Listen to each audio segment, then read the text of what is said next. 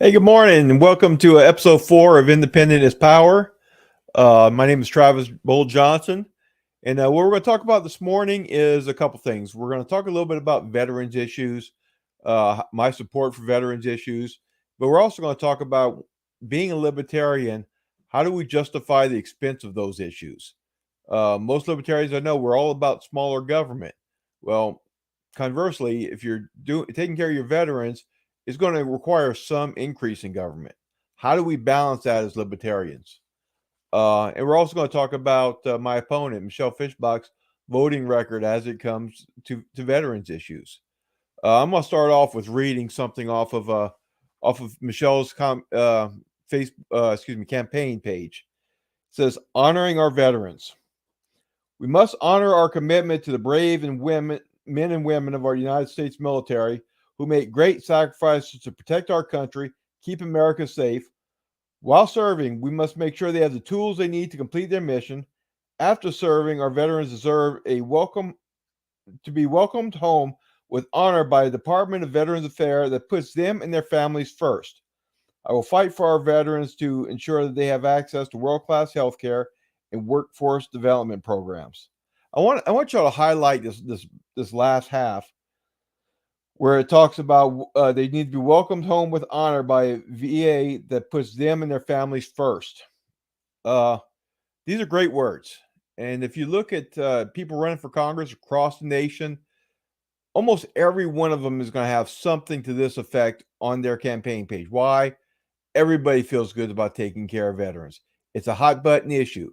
They all put it on there. But you know what? A lot of it's just lip service. And I'm going to give you some examples. Over this last week, I've been looking at voting records when it comes to veterans issues. There are 5 specific bills I looked at. One was a resolution to advance to debate the repeal of authorization of military force in Iraq. The second one was the actual repeal authorization of the military use of military force in Iraq. Third one is equal access to contraception for veterans acts. Basically, that act would make it illegal for the VA to charge a copay for contraceptives that are required through other insurance providers without a requirement for a copay. We're also going to talk about the EVIS Act, which is the Ensuring Veterans a Smooth Transition Act, which would basically make it easier for the veterans to get transferred into the VA care program and ensure that they knew about the program. And the last thing we're talking about is a bill that was went through this week, and that's the Honoring Our Promise to Address Comprehensive Toxic Act. Basically, what this does is it would expand the coverage for veterans who suffered from burn pit exposure, even our Vietnam veterans who were exposed to different toxins. Basically, anybody who's been negatively affected by the toxins in the war environment, it would allow them to file for VA claim for both health care as well as compensation. Um, and it doesn't say they'd automatically get it, but it basically does say, hey, if they've been exposed to these specific toxins, there is a potential line between that and certain diseases or illnesses. Michelle Fischbach basically voted no on every one of these. Everyone. For the Honoring Our Promise to Address Comprehensive Toxin Act, it was an expensive bill. Okay, it was over 10 years. I want to say it was over $300 billion. So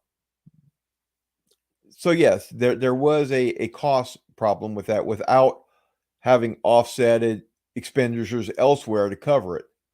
But when you take a look at like the Everest Act, I mean that was $6 billion over 5 years, and it would expand the coverage for veterans up to 50,000 extra veterans a year, and make sure that they knew they had that access. How can you look at that pledge she made?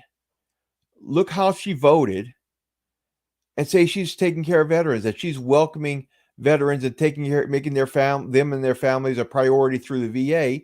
when you basically every opportunity you've had to prove it, to help those plans, help those veterans, you've said no. I mean, it's just not Michelle Fishbach. I mean, it's a majority of the Republican caucus. Roughly about 30 to 40 members, Republicans in Congress, have voted for all these bills, while the rest of them have voted against it. It seems like the only time they're physically conservative is when there's a Democrat in office. And I'm all for being physically conservative. But when it comes out to taking our veterans, this is an obligation we have. When we send a soldier to war, we need to take into account not only what the cost of war is today as the war is going on, we need to take into account what the costs are going to be 5, 10, 20, 30 years down the road as we end up having to take care of these veterans. I mean, that is a promise we make to them. When you agree to serve your country, potentially go off to war, it's with the understanding that if something happens to you, injures you, prevents your living a good life, that we're going to make it whole. We're going to make it right. The government's going to make it right. We're failing in that obligation. I mean, as a libertarian, this is something I battle. Okay, I mean, I battle. Hey, this is a lot of money. I mean, I'm for small government. How do I justify this? Well, I justify this because our veterans, we're the ones who sent our veterans off to war. Even if you individually didn't support it, as a country, we put today's veterans in that situation. We have an obligation to them. We have a responsibility to them.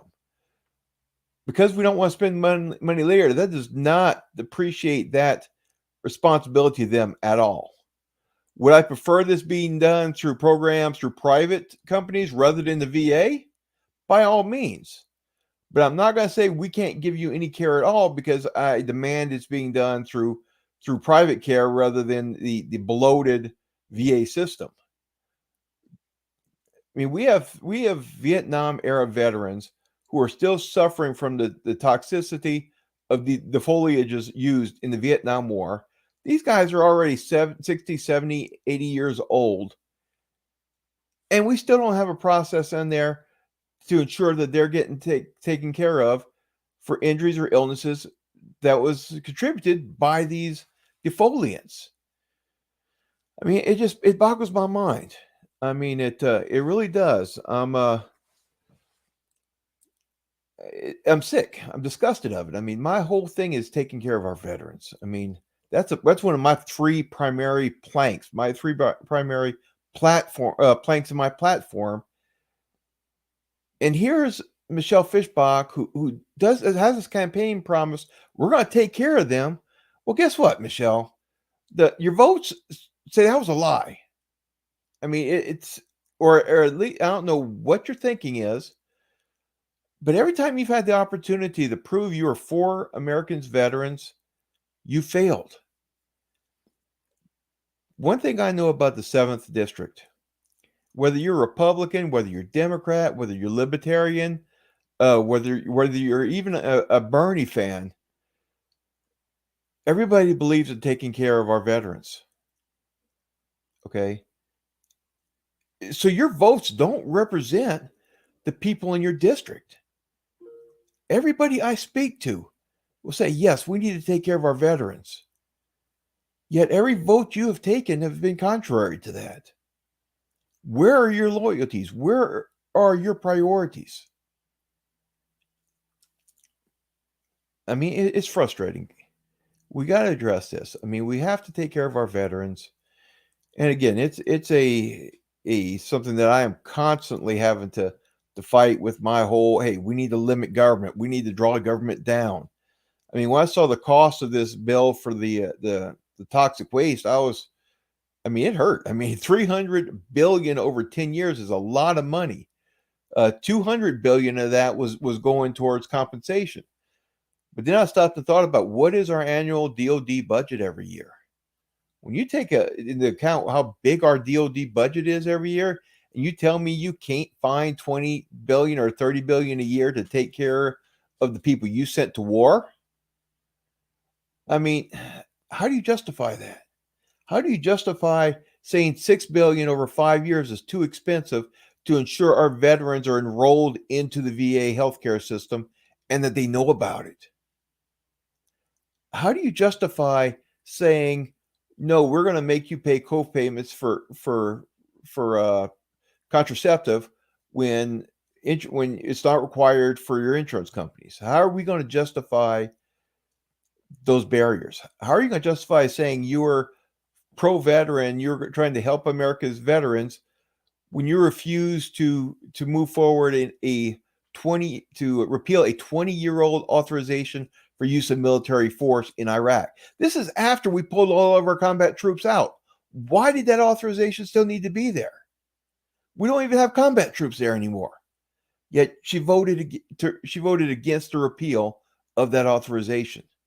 The best thing we can do for our combat vets is stop freaking making them. Okay, we've said that over and over before.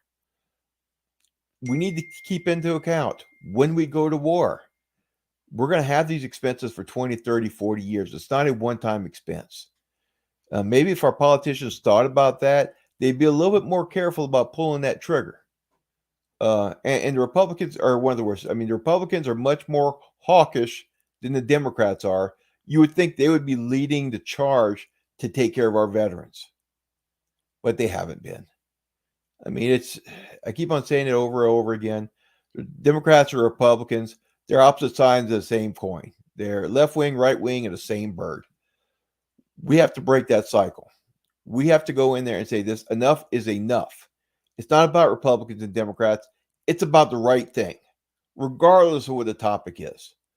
I appreciate your comments. I thank all y'all for being there. I don't think I've seen any questions come in that I haven't answered. I agree that Vince, it's not world-class healthcare, but I mean, sometimes it's better to have something than nothing at all. And you know, I've also had a lot of people come back and say, you know, they've had good experiences with the VA. It's just not consistent all the way across the board. Again, I would like to thank all of y'all for tuning in this week. My name is Travis Bull Johnson. I'm running for Congress in Minnesota's 7th District. I would appreciate your vote. I'd appreciate your support. Please like our page, subscribe to our YouTube channel, show us your support. And lastly, remember, independent is power. Thank you very much. Bye-bye.